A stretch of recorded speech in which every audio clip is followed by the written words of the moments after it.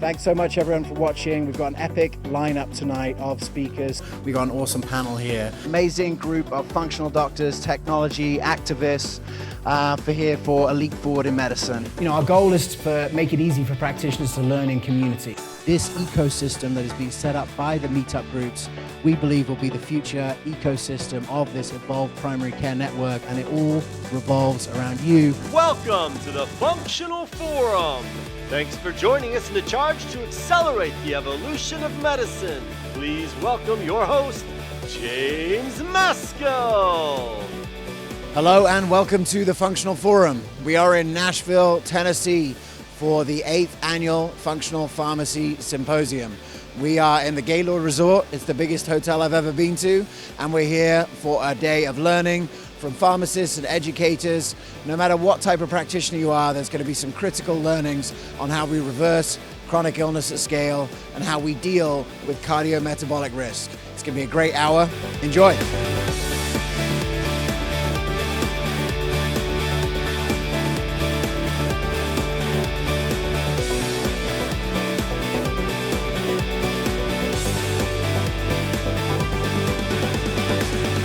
So there's a great lineup for this conference, and that's one of the reasons why I wanted to come. We have some functional medicine pharmacy stalwarts like Jeff Robbins, Jim Laval, who you might know, but also some people who you might not expect at this kind of conference. We got Mark Houston, really, long-time leader in integrative cardiology, and then some new stars of the integrative pharmacy movement like Easton Bryant, who's built a really significant business from right in the center of the country. We're going to hear from all of those and more over the next hour. Let's get into it. All right, we're here with Dr. Andrew Klepp. Doc, tell us a little bit about what you got going on at your pharmacy. We are currently meeting with patients and educating them to live their best life and their healthiest life. We do private consultations and group consultations. We're getting ready to meet with a group of business owners to invite them to have their employees schedule wellness visits to make their employees happier and healthier, and so that they don't miss time at work. Why is the pharmacy and a pharmacist particularly well positioned to do that, do you think? I mean, we see patients much more than anybody else, and they really trust us. They call us for things. They call me their doctor before they call their doctor. So. And is there any particular focus that you guys have that has proven to resonate in your community? We really focus on the gut. We've had remarkable results with healing patients' guts. We met with one patient who we met with her 3 times, and she came back and said, not only is my gut better, but my psoriasis is gone. She bought us flowers and was like, I've never felt this great in my life. Thank you so much. Amazing. Well, that's cool. It's great to see pharmacists on the cutting edge, taking the medicine to the people. Keep up the good work. Thank you. All right. All right, well, I'm super excited. 10 years making these videos, and we just met for the first time. Doc, I really want to say thank you for all the work that you've done to inspire so many practitioners in this space. I've been in this world now for 15 years and heard so many practitioners who have been inspired to practice in a new way because of you. I'm really excited for your talk here today. This is a group of pharmacists, right? You probably don't normally speak to this kind of profession. What is the role, do you think, of the pharmacist in this, evolution or revolution that you've been part of for the last 20 years? Well, pharmacists are an absolutely key part of the care program that we're involved in, and particularly for me in integrative cardiovascular medicine, the way that we teach patients. If I have the pharmacist on board with what I'm teaching, and they become part of that team and they can reinforce to the patient when they come to their pharmacy, it's extremely helpful not have to fight an uphill battle with someone who's not on the same page with you. Have you developed relationships with pharmacies in your area? Absolutely. We have a great relationship with all the pharmacists here. I have a lot of local pharmacists that we deal with, and they have incredibly helpful, not just talking about the same programs that we do, but also, all of us make mistakes, and sometimes if I'll write a prescription drug or even a nutrient and there's some interactions, they'll pick up the phone and call me and say, you want to just double check this for me. So they kind of keep you safe on that hand too. Yeah. I mean, I think a lot of times when patients make their way to a functional medicine physician, it's not their first port of call. And often they may have seen a lot of different specialists, especially if it's sort of like a cross-functional disorder. So when you're working with patients, are you thinking about polypharmacy? Are you thinking about, the journey of like how medication might be harming their function? Yeah, I have just a broad rule of thumb, which is a wise healer uses that which works. So truly integrating things together, whether it's a drug, a nutrition program, a nutritional supplement, lifestyle, whatever, putting it together to get them healthier, and that's the real key. So you have to understand a lot of patients come in to see you and they don't want to take medications. They would prefer to get healthy the good way, which is with diet and supplements. And so we aim to do what the patient seeks as long as it's in a healthy window and they understand what they're doing and there's no risk involved. Yeah, that's awesome. I wanted to come back to something when we spoke earlier this year. I've been talking a lot to practitioners recently about tracking their outcomes. Yeah. And I know that this has been a critical part of what you've been doing in your practice to prove that this model of cardiovascular care works. Tell us a little bit about what's happening for that with you, with your program right now. Absolutely. We teach everybody to try to monitor the risk factors at home that they can monitor, and we teach them how to do it correctly. For example, if we're doing home blood pressure monitoring, most of them don't get instructions well. That's a key part of the pharmacist, for example, when they buy a machine, to have the pharmacist show them how to check a blood pressure correctly. I have them bring it to the office, we double check to be sure they're doing it right. So home blood pressure monitoring, absolutely key. Same with diabetes with the new CGMs. This has changed, revolutionized people's ability to know when they're eating something that their blood sugar goes out of control. Yeah. And stay on that. Unfortunately, we don't have really ways to matter lipids yet. That'll come at some point. But, at least those two factors we can monitor. And then, of course, their weight. We have a program for that as well. Yeah. Well, you're keynoting here at this conference. You didn't have to travel too far. No, only 30 minutes. So tell us a little bit about what you're going to be sharing with these pharmacists today. Right. Well, I want to go through a little bit about how I got into integrative cardiovascular medicine, because I think it'll help them fight the battle and design their pharmacies around the new thinking, at least in cardiovascular medicine. So I'm going to cover really the new concepts and the major risk factors, coronary heart disease, talk about some of the new testing available. Then we'll look at the different nutritional supplements and some of the key drugs and how those interrelate with the nutrients. All right, well, we're super glad to have Dr. Houston here, and we're going to check out some of the best bits from his talk. Enjoy. Now, all of you are very familiar with drugs, you're very familiar with nutritional supplements. But let's suppose a patient comes in and says, I do not want to take drugs. Well, you've talked to him about the risk and benefit of that, and you say, well, you're going to have to take drugs for a little while, but we're going to maybe try to wean you off drugs if you do everything I tell you to do that's appropriate. And here's the way you do that. Let's say they come in and are on a diuretic for a while, and you say, well, let's start you now on a natural diuretic. So all those things listed there are natural diuretics. So this is a list you want to have in your pharmacy. Just keep it handy, because when patients come in, you can help them pick nutrients that might help their blood pressure. Because I'm going to tell you, you're not going to have a lot of physicians telling you this because they don't know it, but you will. So you're the patient advocate. You can give them nutrients because you're looking at their totality of drug interactions, nutrient-drug interactions. You don't have to have a physician's approval to give a nutrient, right? Does anybody have to have that unless you may be in a really stinky hospital that requires you to do everything their way?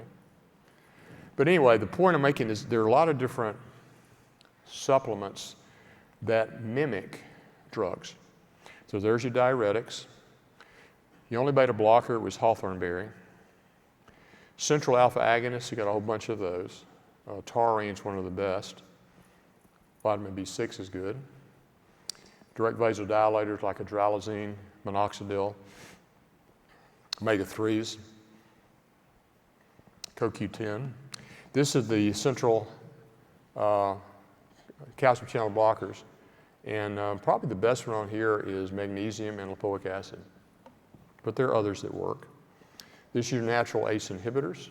Got a bunch of those. The one I like the most, and people tolerate it very well, is garlic.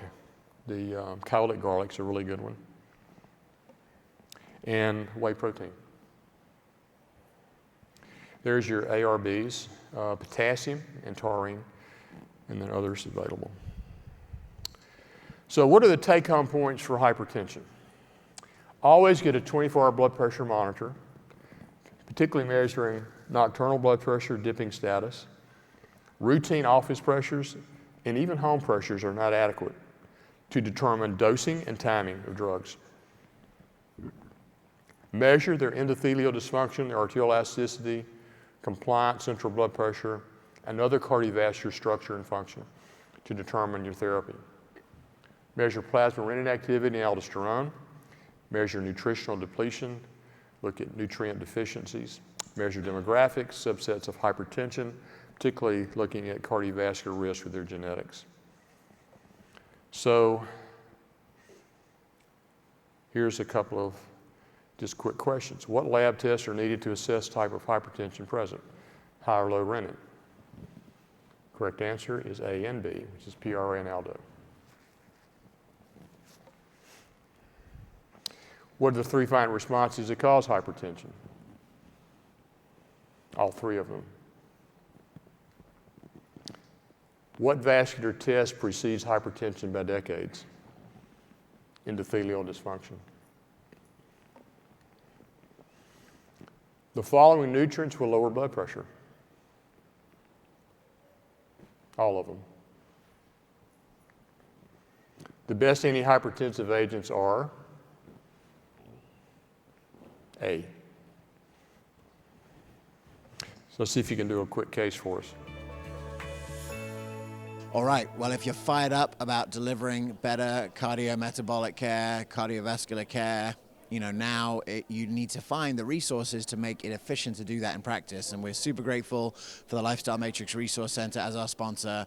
They actually announced some cool new stuff here that I want to take you through. So over here, this is the CM Vitals Group Visit Toolkits, Advanced Prevention for Cardiovascular Disease. So there's handouts. There's actually here, even on the iPad, these are some of the presentations that are running with either Dr. Saxena's voice, or you can dub over it yourself. There's all these tools in the patient handbook here, which has things about diet and exercise. But some of the coolest things I think that they have are these tools that go through some of the most common cardiometabolic issues. So insulin resistance, PCOS, drug-induced nutrient depletion, dysautonomia, atherosclerosis, blood pressure, NAFLD. All of these things are in a pad where you can share the information for people to go home with, and then you can put specific recommendations on here. So these are all being created to make it easy for you to run a lifestyle-focused practice. And this is part of the reason why we brought on these guys as our sponsors, because we recognize that most practitioners need this, either virtual or in person, depending on whether you're virtual or brick and mortar. Check out LMRC. It's goevomed.com/LMRC to find out more. All right, we are here with Dr. Emla Tubo. Last night, we had a little get-together, pharmacists, and I would say you quickly emerged as like the MVP with all the amazing stuff you're doing at your pharmacy in Ohio, so I wanted to capture some of it. So tell us a little bit about what you've got going on there and how you're implementing in your community. Well, Power Pharmacy kind of started because I just felt like as a pharmacist, I could do a lot more with the knowledge that I have. Pharmacists tend to have all this clinical knowledge pent up in the head, and we don't bring it out to our community. I'm a community pharmacist. My role is to help everybody. And I say small business, like my independent pharmacy, is neighbor helping neighbor. If I know all this stuff and I'm not helping you, then I'm not doing I'm not fulfilling my purpose. And my work is not fulfilled. My goal is for every pharmacist to be extremely fulfilled in their purpose. Beautiful. So what does that look like now? That looks like changing lifestyle, because that's what we kind of know that, but we don't have the steps to be able to make that happen.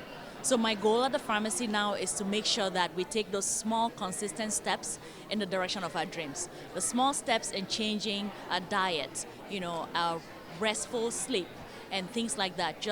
Maybe just giving a probiotic to somebody taking an antibiotic.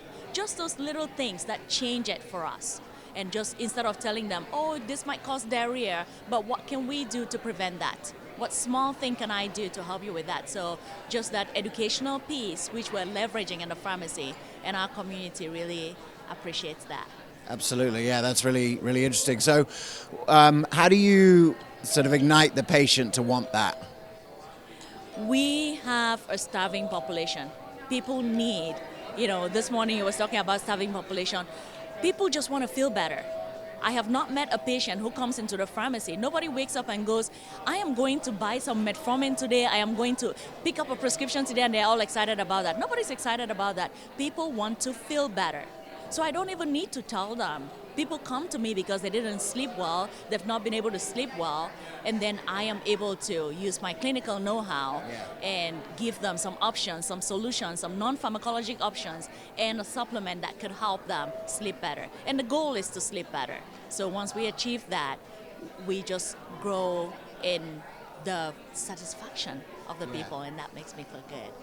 How have you structured it? So, like, are you doing appointments with people? Is this just happening in the engagement that you have when you're when you're delivering the drugs? Like, how are you organizing it? All of the above. Okay. Final answer. Okay. We are doing the engagements. We're talking to people. The goal at Power Pharmacy is that we don't hide behind the computers. So we don't want the computer to be between you and I. So I'm going to come out and I'm going to talk with you, and then we're doing consults. We're doing the group. We're using the LMRC to do our group visits, and we're doing a Revitalize, which is a 3-month program. We have people enrolled. We do a detox as well. We do walk with the pharmacist. We are multiple ways that we're engaging with the customer and the clients, just so that they can benefit from the knowledge that we have. And how is your brand communicating health out to the community? So the goal is to take it outside the pharmacy. So we did a yoga class the other day. We're collaborating with Go Yoga Empower, and we did a nice private yoga class, and just reaching out to other businesses, because we don't grow in isolation. We grow in community. So that's the goal, is to everything preventive in the community. We are the leaders in there. So we just make sure that when it comes to educational piece and preventive medicine, we bring the knowledge to the community and elevate everybody. Yeah. Well, I just want to acknowledge, all the work that you're doing, setting a great example. I hope that this time next year they'll put you up on stage and you can tell all the things that you're doing. How about that? All right.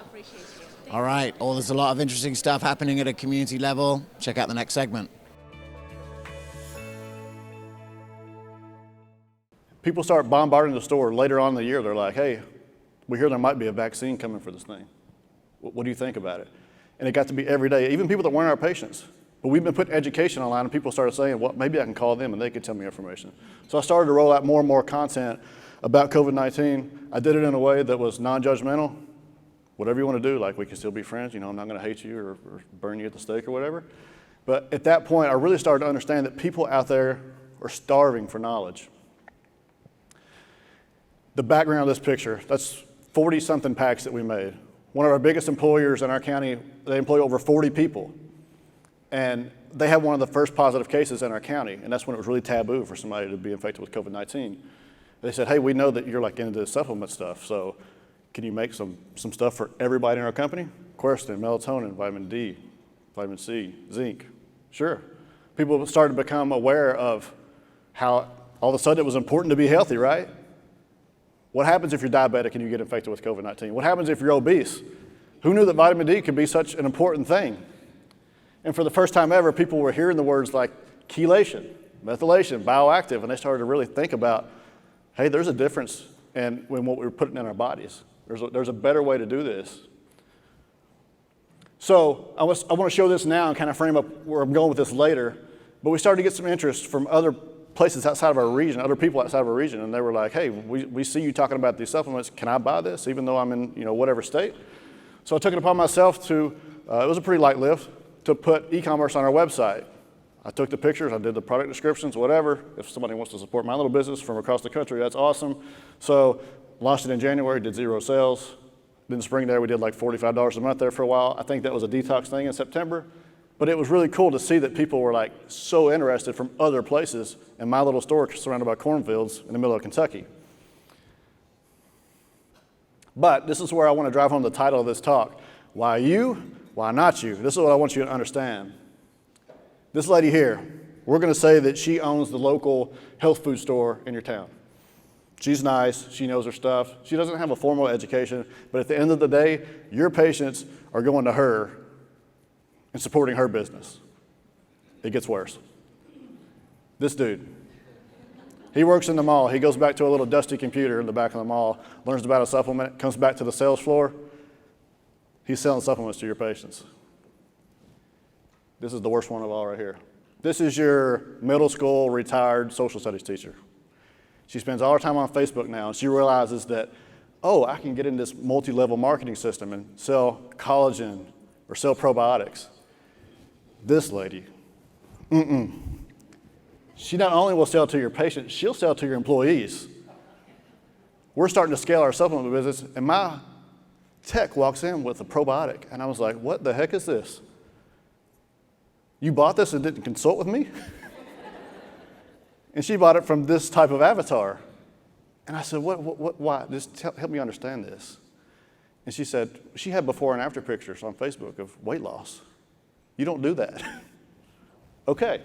So I'm sure this actual lady, it's a stock photo, but anyway, I don't like her. Kardashians, who would have thought that influencers like the Kardashians are into supplements, right? That's Khloe Kardashian there, and doing my research, that's also Khloe Kardashian.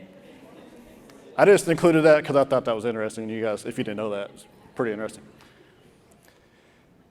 So moving ahead, 2022, last year, it was the best and worst time all at once. In April, I was able to buy out my partners. I had 3 older partners that were silent, and I was able to buy them out sooner than expected. So I was really excited, but at the same time, in April, back in January, I changed our pharmacy's GPO, PSAO, wholesaler, and I got ourselves into a cash flow pinch. Now, we'd enjoyed some profitable years, and revenue was still growing, but at the time, cash flow was awful. I found myself checking the bank account every single day, like, what have I done? I finally got these people out of the way, and now I'm checking the bank account more than ever. This is terrible. But I had to think about, what can I do to control the situation? And here's what I knew. How can I change this? Value. How can I deliver value? And I knew I was comfortable with delivering content through our platforms. Anybody have this on their phone? This little rectangle or this little square? So I have several nieces, and for the longest time when I saw TikTok, like every time I was around them, they had their phones propped up on something, doing dances, and I was like, okay, that's interesting. And then some of my staff became addicted to this platform. They were like, Easton, you got to get on TikTok. I was like, yeah, I don't think I should. I'm really busy with Facebook and Instagram. I don't think I should do that. Well, they kept on, and I was like, okay, I'll just take what I'm doing on Facebook and Instagram and stick it on TikTok. Here's what happened. I posted a video about allergies in May of last year, and overnight our following went from pretty much 0 to 18,000 people. We got over 500,000 views on a couple of videos about allergies. Now, I can't mention any company names, but one company that everybody in this room is familiar with, I mentioned their product. My rep from that company talked to his buddy who was a rep in Michigan, and he said, hey, just so you know, my buddy in Michigan went into a chiropractor's office, and he held up the phone and showed this video to his guy and was like, hey, I need this stuff. And I started to understand, like, hey, there's some energy here. What can we do with it? Posted the same videos to Facebook. 350,000 views, 2 million views. This stuff's starting to really get my attention at this point. And just to go ahead and let you guys know like what's happened over the past 18 months. In May of last year, we had 5,000 online followers. Not bad for a small town pharmacy in Kentucky. As of today, we have grown to 275,000 followers. Followers don't equal success in your business or profit, but it can if you leverage it. All right, hello and welcome. We are here with Easton Bryant. He kicked off the conference today, and I would say if I had to sort of sum up the message that you shared is just for pharmacists to dream bigger. And I just think that's such a profound thing, because I think that pharmacists are really in the right position to make a big impact on healthcare. So for those who don't know a bit of your story, can you give us sort of like a quick overview on what's happened for you in the last 4 years? So in the last 4 years, let's see. A lot's happened. So my pharmacy is in the middle of nowhere in Kentucky. And, you know, it's been my mission since day one of opening the pharmacy to provide value to our patients. And, you know, I'm not necessarily an extroverted person, but when it comes to my business and my livelihood and delivering value, I want people to know about it. So we've really gotten the message out there, and we've had the good fortune over the past 18 months or so to grow a following of 275,000 online. So it's really been impactful for my career, my business, and my life, honestly. You've made so many videos, and I know it's blown up on TikTok and now, you know, Facebook and Instagram. Are you surprised by the videos that just went viral? Absolutely. You really never know, but you know, again, if you put value out there and you do it over and over and over again, you never know when something's going to hit and it's going to really make a positive impact. What was it like when you realized that you could serve people kind of outside of your community, given that you sort of set your stall out as a community pharmacist? No, it was awesome. Definitely some pride involved with that, to think that, you know, to be so remotely located, to think that people states and states away actually cared what we were doing. It was pretty awesome. How do you, you know, for practitioners who are out there who probably know that they should be doing more to get the word out because they're passionate about functional medicine and getting some of these concepts out, you know, what would be your advice to them in the moments where they're just like, oh, I just can't get it done? I mean, we have an incredible opportunity. It's prime time for pharmacists, as far as I'm concerned. You know, part of what I've mentioned today is that there's a starving audience for information. We're one of the most trusted professions, and people are looking to us. And if they're not looking to us, they're going elsewhere, and they're not really sure what they're getting. So it's a duty, in my opinion. Absolutely. And, you know, I think for pharmacists, you know, one of the things is just the level of trust that you come in with, right? And the level of access that you have to these patients. Who else is in a better position to really like impact the behavior of these patients? Yeah, starving audience, like I said, but also trust and access. Like it's the perfect storm. And, you know, it's there for the taking, in my opinion. Well, thanks so much for kicking off the conference, you know, in that style today. I think that, you know, it's been amazing actually coming back here 4 years later and meeting people that came, you know, 2019 and seeing where their business is at. And, you know, there's so much progress that's happening like in the trenches. And, yeah, I just think it was a really powerful way to kick off the conference. Yeah, I'm incredibly excited for what's to come.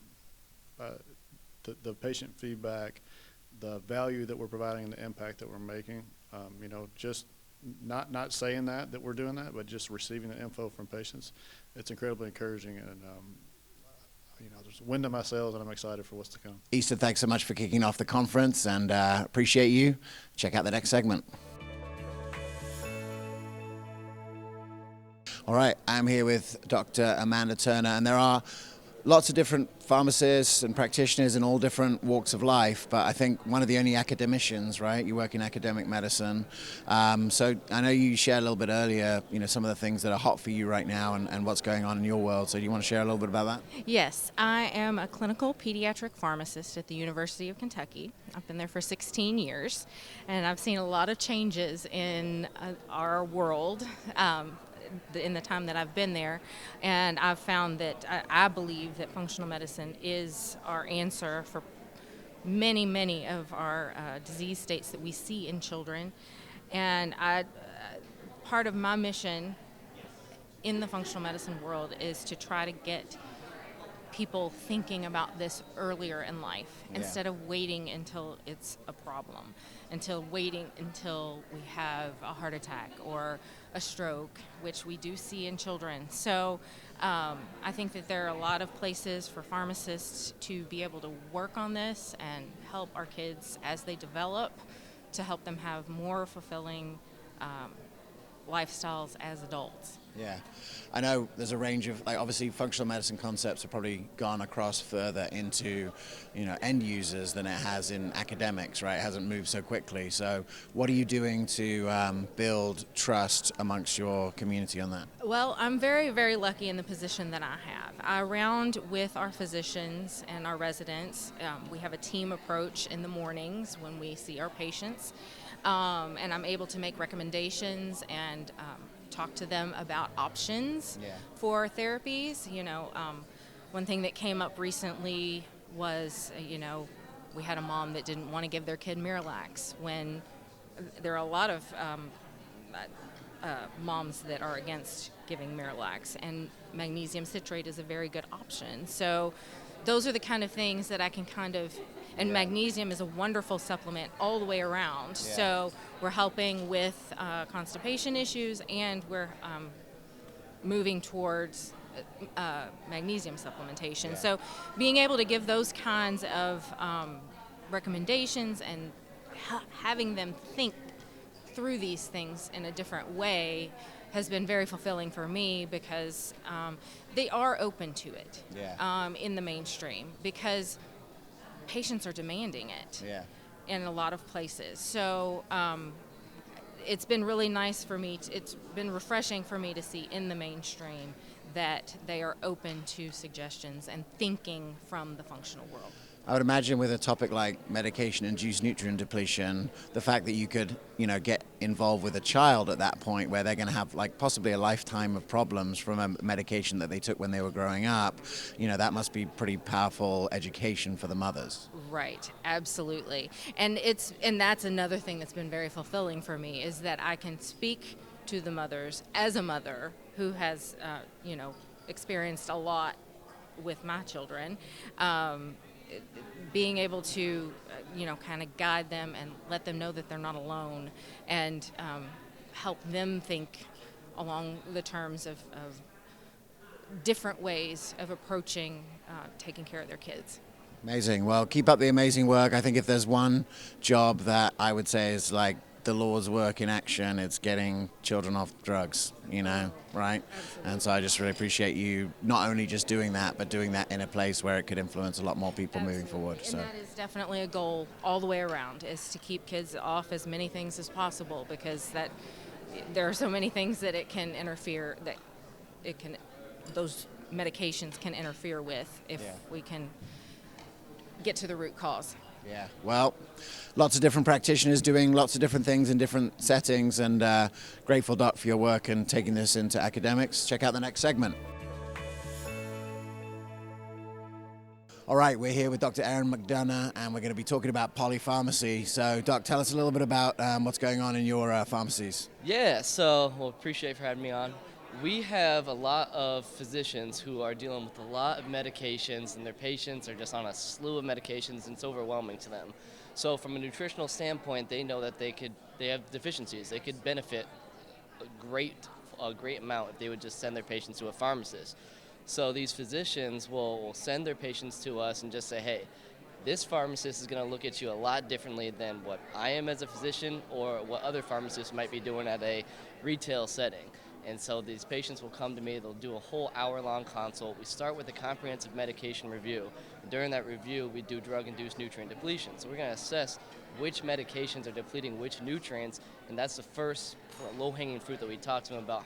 We need to deplete these, or replete these depleted medication, or these nutrients. Yeah. From there, we say, hey, what are you currently treating your pain? Most of the time with anti-inflammation, what are they doing?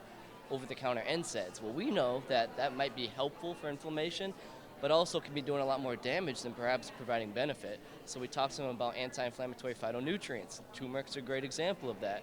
You also talk about natural muscle relief too. Yeah. Magnesium's a great option for that. And they're oftentimes taking proton pump inhibitors, antacids, so their magnesium levels are super low.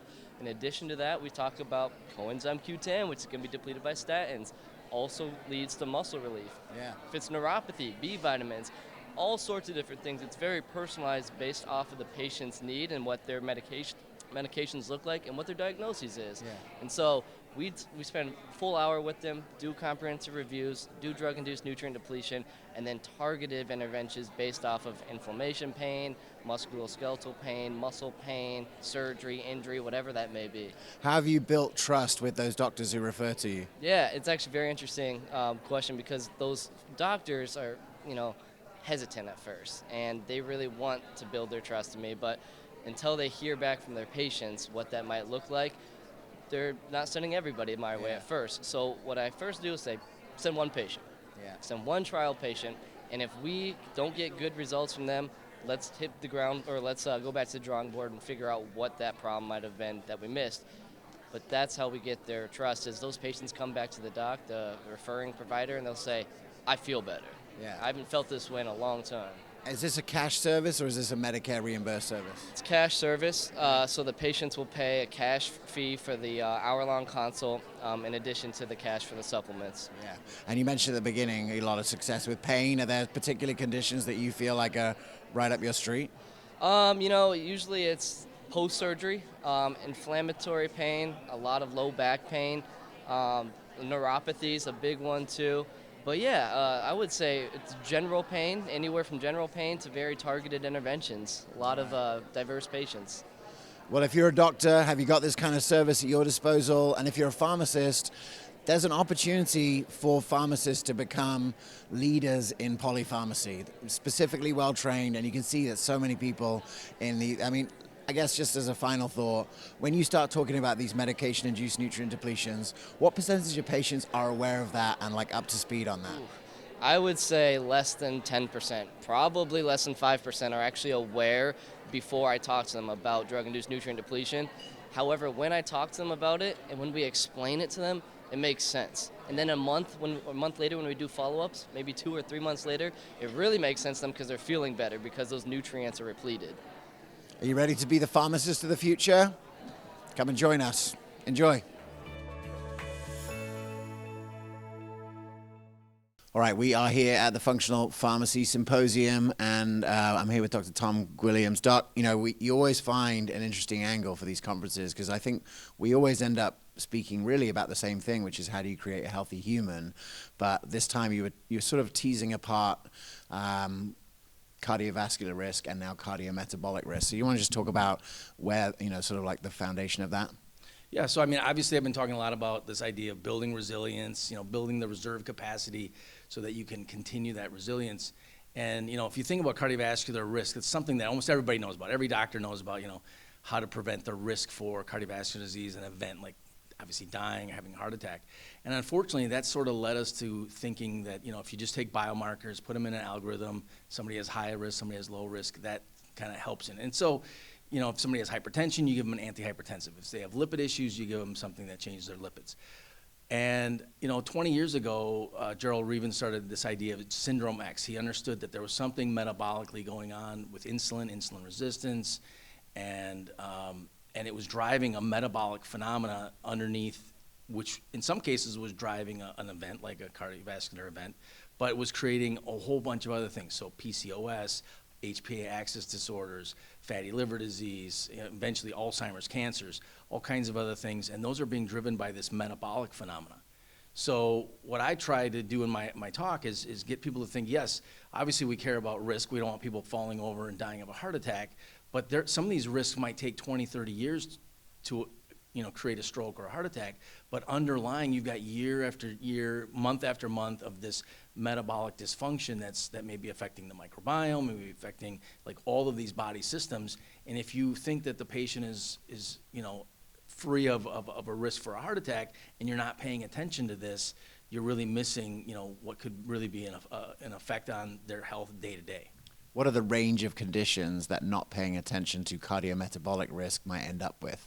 Well, I think obviously the first we think of is obesity and if you think of obesity, type 2 diabetes, or the inability to deal with blood sugar, that then creates, saps away, antioxidant reserves because there's a lot of reactive oxygen species in an individual. So like I just said, fatty liver disease, and anything related to endothelial function. So we might think of ED, both EDs. We might be thinking of Alzheimer's disease, osteoporosis. I think it probably affects the immune system to the point where it probably affects both immune function, like we saw with COVID. So you have this metabolic dysfunction, which puts you at risk for a virus. But on the opposite end, you might even have driving autoimmune because of sort of changes in the immune system function. So I would say when you create cardiometabolic, take out the cardio part of it, and it's metabolic disease. Yeah. And so I think mitochondrial dysfunction, all of these things that we are bantered around all over the place, lectures everywhere, mitochondrial issues, microbiome issues, immune issues, all of these sort of things being driven by the stress response, HPA axis, it's a metabolic issue. it might manifest as cardiometabolic if you have an event, but really it's a metabolic issue. And so if clinicians are only thinking of cardio part of it, then they're going to be measuring the traditional cardio risk factors. But if they're thinking the metabolic part of it, then they're going to be looking at therapies that improve mitochondrial function, just all of the list I just gave you, and they're going to be improving global health, not just, you know, one particular part of their health. You mentioned dementia there. I can think that some of this equation, and maybe why this is a smart conversation to be having at a pharmacist conference, is, you know, that polypharmacy can actually like increase these risks, right? Well, I think, yeah, so I talk about this idea. If you think of somebody that's got, you know, elevated triglycerides, low HDL, you know, elevated inflammatory like CRP, maybe low vitamin D, low omega-3, and if you look at their risk, are they high risk? Sure. So what am I going to give them? I'm going to give them a statin. I'm going to give them an antihypertensive drug. Well, instead, I might say, let me step back. Let me improve their insulin sensitivity with diet, physical activity, stress management. And then maybe they need, you know, a little bit of vitamin D to bring them up, or some omega-3s to bring them up. You're building the reserve capacities for them to be healthy, rather than using polypharmacy, which says, yeah, there's a drug for, you know, hypertension, there's a drug for lipids, there's a drug for almost everything now. And of course, now with the GLP-1 mimetics and everybody using drugs like that, you know, we don't yet have a drug for fatty liver disease, but I think we will. Yeah. But is that really, are those drugs changing the underlying metabolic dysfunction? Rarely. Yeah. So, you know, you can do more by changing somebody's microbiome with their diet and physical activity that'll have all these effects on the endothelial function, cardiovascular risk, you know, insulin effects, all these things that can be changed merely by changing some underlying phenomena rather than looking at you know, some people say a pill for an ill. Absolutely. Well, we're going to have some of the best bits from Dr. Guilliams' talk, you know, coming up here, because I think really hitting on some aspects that are important to pharmacists, yes, but actually to any practitioner who's in the business of trying to create healthy, resilient humans. Doc, thanks so much for being part of it. Enjoy. The way that we've learned about risk, and the way that most of you probably learned about it, is you take a single point in time, you take whatever biomarkers you have, plus their age and other things, and you throw them into what we used to have as a Framingham risk score, or the ATP3 guidelines, or some other biomarker risk score. You throw them in a calculator, and you assume that the risk is going to get higher. As they age, it gets worse and worse and worse. And so you're basically saying, what is the likelihood that this person is going to have an event in 5 years, 10 years, 20 years? And that just becomes a number, okay? You're high risk, you're low risk, whatever. So if you take those old models and you take somebody like this, a 35-year-old male who's just at the line of obesity, elevated triglycerides, total cholesterol of 210, HDL 35, LDL cholesterol 145, fasting blood glucose of 107, non-smoker, but they're on elevated blood pressure meds. What is their risk? What do you think their risk is? You think they're high risk? Okay, you throw them in the calculator and they are really low risk. Okay, you throw this in there, let's see here. It's only a 2% risk score. Why is it only a 2% risk score? Why do you think? They're 35 years old. They're young. So within the next 10 years, which is usually how these are calculated, low risk. Unlikely that this person is going to have an MI, a stroke, or die from these events, okay? But you can see on the right-hand side that this person is on the road to major issues in their life, okay? So maybe not a cardiovascular event necessarily, but likely a number of metabolic disorders. Maybe they're going to end up with type 2 diabetes first because their fasting blood glucose is over 100 already, et cetera. So this idea of over the last 20 years has been saying, wait a minute, there's other phenomena going on. And obviously the obesity epidemic and other things have kind of dovetailed to this. And this idea of putting the metabolic in cardiometabolic, understanding how this process works. What are the pathophysiological changes on genomic side, whether it's epigenomic and everything, and what kind of things are changing in the body that tell us that we have a metabolic phenomena that eventually is creating a problem with the arterial system, which may end up creating an event or not. But it's a metabolic phenomena. So I talk about this idea, and this is probably one of the reasons it took so long, because medicine, as most of you know, is a siloed discipline. And so cardiovascular disease, we've always been taught, is a disease of the heart and blood vessels.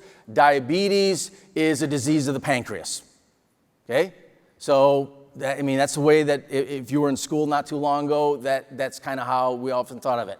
So we have this hardening or blocking of the blood vessels. That's what gives us a cardiovascular event. And over here we have low insulin output or inadequate insulin output, whether it's type 1 or type 2, but you still have this imbalance between the need for insulin and its output. One is treated by a cardiologist. The other is treated by an endocrinologist, of course. And we know how often 20 years ago these people got together in conferences, right? They went their separate ways. They had completely separate groups.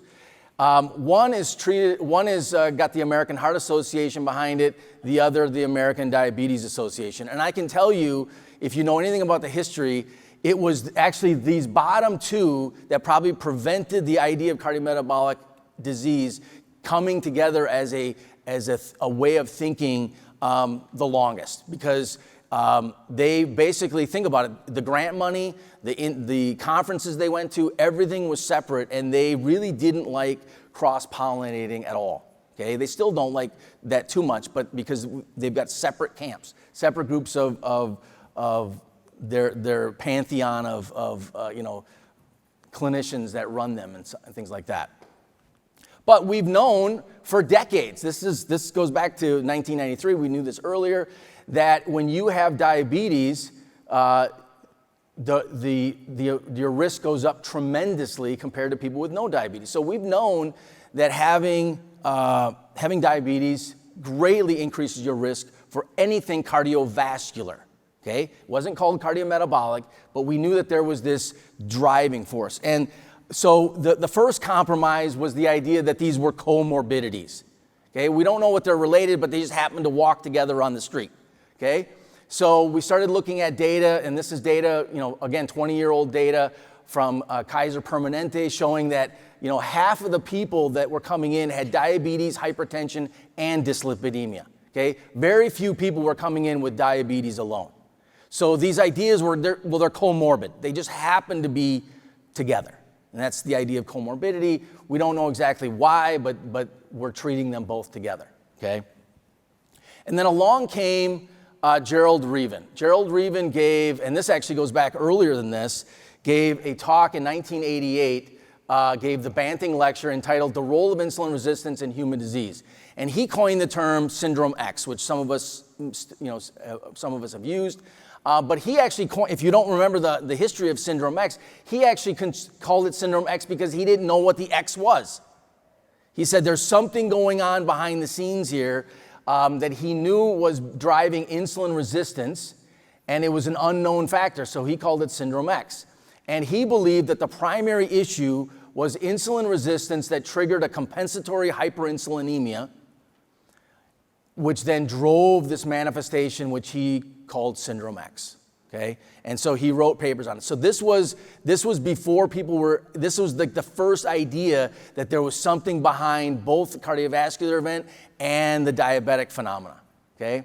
And so he wrote different papers on this, and this is pretty insightful. He talked about compensatory hyperinsulinemia driving insulin resistance syndrome, and you can look at this list, PCOS, fatty liver disease, cancer. He understood that there was something going on, that this was a greater metabolic phenomena. And of course, if you've been following anything, you know that fatty liver disease now has undergone a nomenclature change. And so there's two kind of competing camps, but both of them agree that it shouldn't be called non-alcoholic fatty liver disease. It should be called metabolic associated fatty liver disease, or the group that wants to remove the word fatty uses steatotic, which means fatty, by the way. But they think it sounds better for people that actually have the condition, not to call them something with fatty in it. So just don't tell them anything about Latin.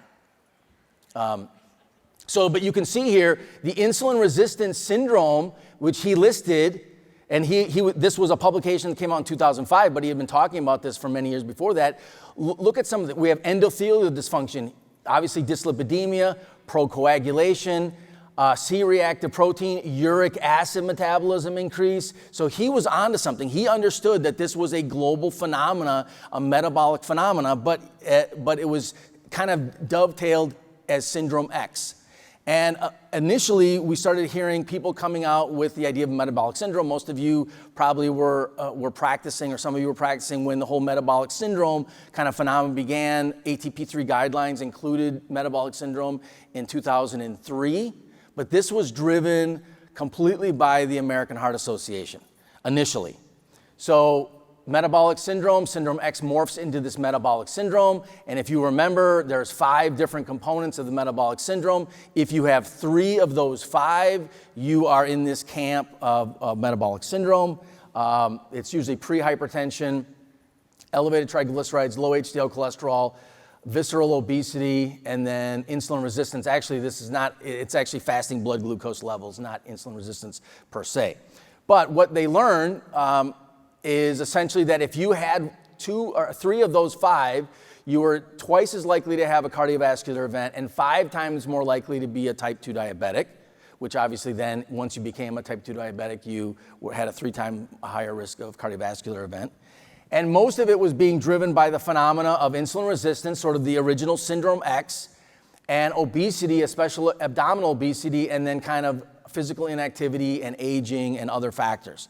So this was the idea of taking biomarker ideas and now looking at a cluster of biomarkers or a cluster of features together, which suggests some sort of pathophysiology or some sort of metabolic abnormality going on behind the scenes. Okay, so most of you realize if you have this is the idea of pattern recognition. So if I have somebody with elevated triglycerides, low HDL, elevated fasting insulin, low serum vitamin D, elevated glycated hemoglobin, elevated LDL particles or particle size, low chromium and elevated CRP, you could easily see, okay, I can treat triglycerides, I can treat cholesterol, I can treat insulin, I can give them vitamin D, I can do something about their chromium, I can reduce their inflammation, I can give them 5 or 6 products and I can deal with this. But when you start looking at these, you say, wait a minute, is there a pattern going on? Is this something going on where I don't need to treat these individually, I can go at the root cause? And so this is sort of this idea of pattern recognition. And so using these sophisticated assessments, maybe some of the tests that look at modified lipid particles and kind of combining that with insulin resistance scores, things like that, I can maybe find out that there's something else going on here and I can give them a more simple solution. Okay? I can give them a simple and targeted therapy that empowers the patient. Maybe this is weight loss and improving their insulin sensitivity with diet and physical activity, and then maybe giving them a vitamin D supplement, magnesium, some of the other things that were mentioned. So rather than giving a pill for an ill, as it were, as was mentioned, it's looking at what is actually going on, what is the dysfunction that's going on there.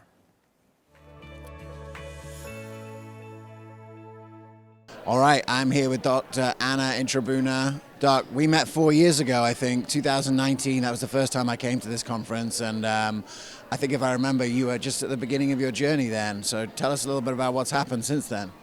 Yes, sir. Thank you so much. So since then, I just started with 0 patients in 2019. Patients would come in just out of interest and questions and things like that. But now it's grown to just celebrate 3 years, 2 weeks ago. I'm waiting list only. Patients are getting better, lives are changing. It's been such a gratifying experience for me as a clinician to help patients in this way. It's really been an eye-opening experience. I'm so humbled, and like I said, I'm waiting list only, getting ready to maybe look at expanding my office into a brick and mortar. We'll see how those plans go, but just so grateful for functional medicines and the impact that it's had on my patients. What's the average patient that you're seeing, and what are you helping them with? I see a variety of patients ranging from pediatrics here lately with some of the pharmaceutical shortages.